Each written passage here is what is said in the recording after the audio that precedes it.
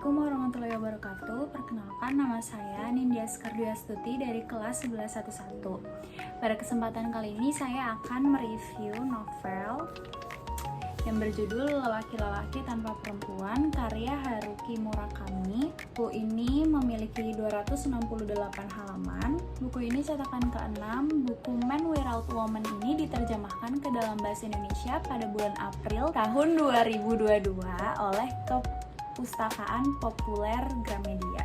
Buku ini itu memiliki 7 cerpen, ya ada 7. Tapi keseluruhannya buku ini tuh menceritakan kumpulan para laki-laki yang tanpa perempuan, tapi sebenarnya itu tak sepenuhnya mereka tanpa perempuan. Justru laki-laki ini memiliki pasangan atau pacar, bahkan memiliki istri. Cerita pendek pertama itu ada Drive My Car. Ini itu menceritakan seorang laki-laki yang bernama Kafuku. Ia adalah seorang aktor yang terkenal. Kafuku juga menjadi pria tokoh utama dalam kisah ini. Kafuku memiliki supir baru dan berbincang selama perjalanan. Kafuku mengungkapkan perselingkuhan mendiang istrinya dengan 4 pria.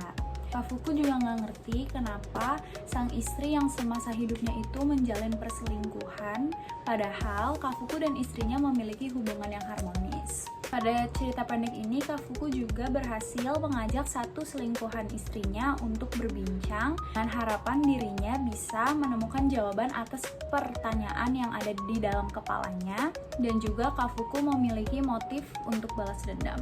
Cerita pendek yang kedua ada Yesterday. Tokoh utama di Yesterday ini namanya Kitaru.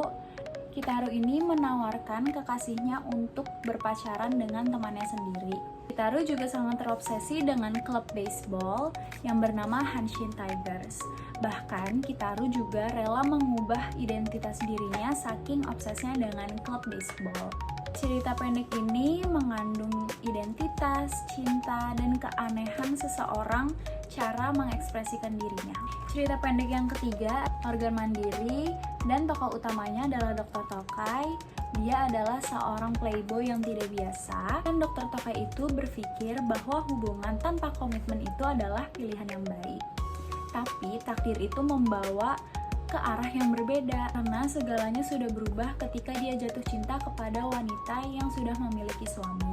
Itu menghancurkan pandangannya dan membawa kehancuran emosionalnya.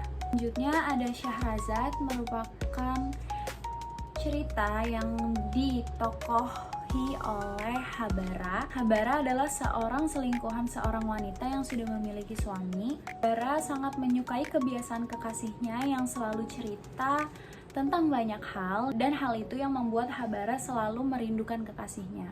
Dan kekasihnya itu yang juga dijuluki sebagai Syahrazad, yakni perempuan dalam pendongeng kisah 1001 Malam. Cerita selanjutnya ada Kino. Kino ini merupakan peran utama yang memiliki bar, dan Kino ini mendirikan bar setelah bercerai dengan istrinya. Tapi bar itu justru menjadi tempat munculnya kejadian-kejadian aneh, mistis, dan melalui pengalaman tersebut, Kino menyadari luka batinnya itu belum sembuh dan adanya kehampaan dalam hidupnya. Selanjutnya ada cerita Samsa Jatuh Cinta. Ini menceritakan kisah tentang Samsa yang harus menjadi manusia seutuhnya, namun Samsa malah menjadi lelaki yang rapuh.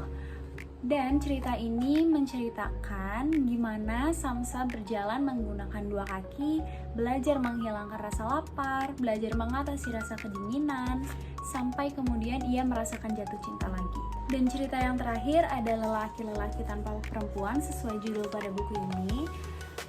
Cerpen ini menceritakan bahwa tokoh sangat terkejut karena mendapatkan kabar bahwa suami mantan pacar SMP-nya telah meninggal karena bunuh diri. Meski mereka sudah tidak lama berhubungan dengan sang suami karena tidak mengenalnya, namun berita ini sangat membekas di dalam hati tokoh. Di dalam cerita ini, tokoh merenungkan arti kehilangan dan membayangkan bagaimana rasanya jika dia ditinggalkan oleh pasangannya sendiri yang sangat berarti di dalam hidupnya. cerita cerpen terakhir ini menggambarkan adanya kesedihan, kenangan, dan kesepian pria yang ditinggalkan perempuan dalam hidupnya. Menurut saya, di antara 7 cerpen tadi, yang paling menarik adalah Drive My Car, karena cerita ini menggali tema perselingkuhan, kehilangan, dan upaya memahami orang lain secara mendalam. Dan kerennya, bukannya Kafuku marah dengan istrinya, namun dia berusaha memahami alasan kenapa istrinya selingkuh, dan memberi kedalaman moral serta psikologis yang jarang ditemukan dalam cerita-cerita novel lainnya. Rating aku untuk buku ini 8,5/10, karena jujur novel ini lumayan relate untuk kehidupan keseharian kita dan pastinya banyak ditemuin di sekitar kita nggak sih? Juga novel ini itu dapat menyentuh perasaan dan hati kita, jadi pas kita baca dengan benar dan kalau misalnya vibes ruangan tempat kita baca juga kayak nyatu, itu tuh bakal bener-bener kerasa relate banget sama kehidupan kita. Dan yang aku baca, cerita ini tuh juga khasnya Haruki Murakami banget, karena ini menimbulkan kesan hampa tapi perasaannya lega. Oke, segitu aja review novel Lelaki-lelaki Tanpa Perempuan aku, karya Haruki Murakami. Terima kasih, dadah.